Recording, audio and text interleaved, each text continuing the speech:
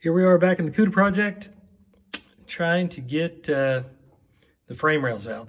So thought I would show you what I could kind of determine had to be done. So there's the passenger side door, such as it is, and what you're looking at is where the floor kicks up in the back. That goes into the truck. So what I ended up doing was cutting a couple of sections, which on the other one will just be one section, here out of the floor pan.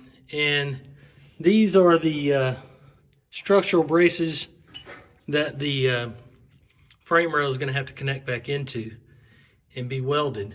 You need to come all the way up to where the drop off happens, pretty close up there, because if you don't, so the frame rail is a U-channel. It sits down in this part, and then there's a flange that runs across these pieces.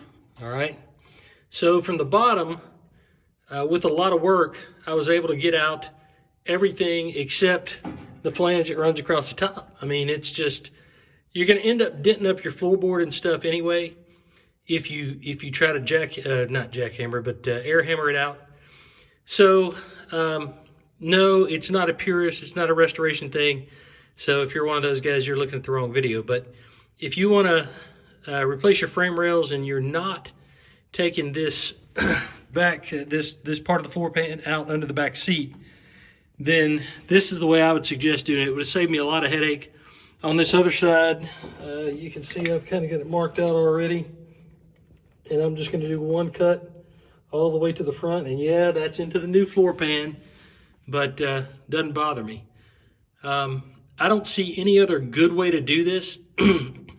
This will allow you to get everything straightened up down there and welded back in correctly. If you're putting subframe connectors in, you have a good way to get to those.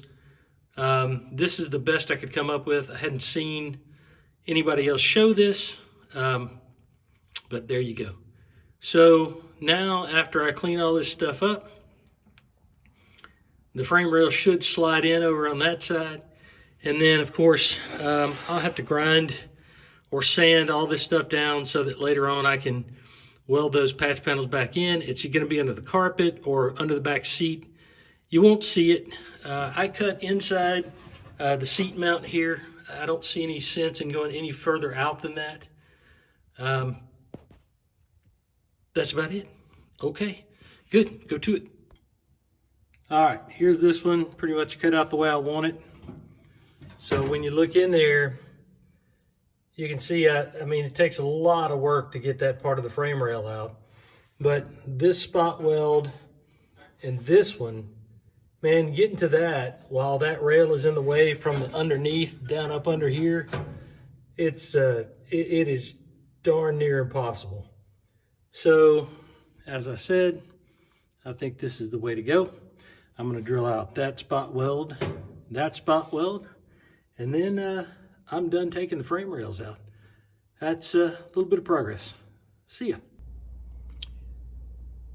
Down here underneath the car, looking at frame rails, specifically two frame rails that are fairly where they're supposed to go. And I just wanted to give you a hint. Showed you yesterday about getting these things out from the top. And the way I have the car set up, you know, it's tied by the suspension point, pardon my finger there. But there's a wheel on the suspension point to be able to move it around, right? On those 4 bolts that go there. And that's typically where you do this. But when you take all the back end of the car off, like I have, what happens is you get the rocker panels start to bow in this way. All right, so like this.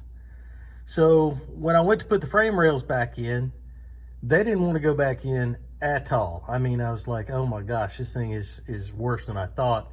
And then I started kind of scratching my head a little bit and started looking at how far these were from straight up and down. And I'm like, oh yeah, this is a unit body. So this thing is bowing in. So if you run into the same issues I did, Here's how I fixed it. I got some kits. This one I borrowed from a friend of mine. You can get them at Harbor Freight. You can rent them probably.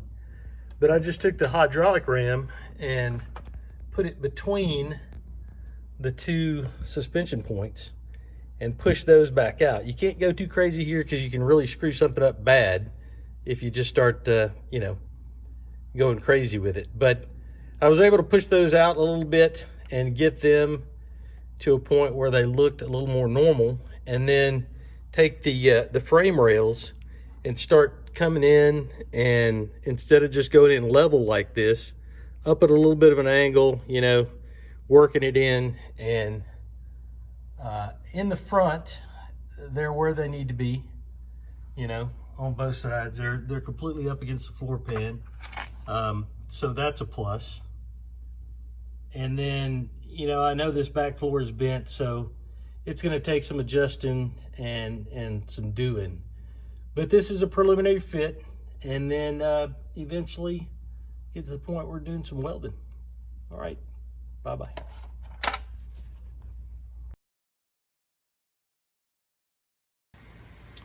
Another update on Cuda progress, I guess you'd call it that. Since our last meeting, I have procured a TR6060 and a 6.4 with a shaker scoop, which I didn't expect to get, out of a 2017 SRT. I got the frame rails back, well, one of them back out. You can see through the back of the car here, you can see I got the truck pan out, because I'm going to try to start prepping under there and getting ready to get these frame rails welded in. You can see I've got weld through primer on the front of that, and it's got weld through all underneath it. So getting that done, and then I had to figure out which rear end to get. So I talked to the same dude I got the front stuff from, and he had a complete IRS, which I know doesn't go in this Challenger, and subframe issues and blah blah blah. Well, I'm gonna try it anyway. If I screwed up, it's my car, so who cares? You got the Brembos, the slotted rotors from it, everything. LSD 390 drive shaft.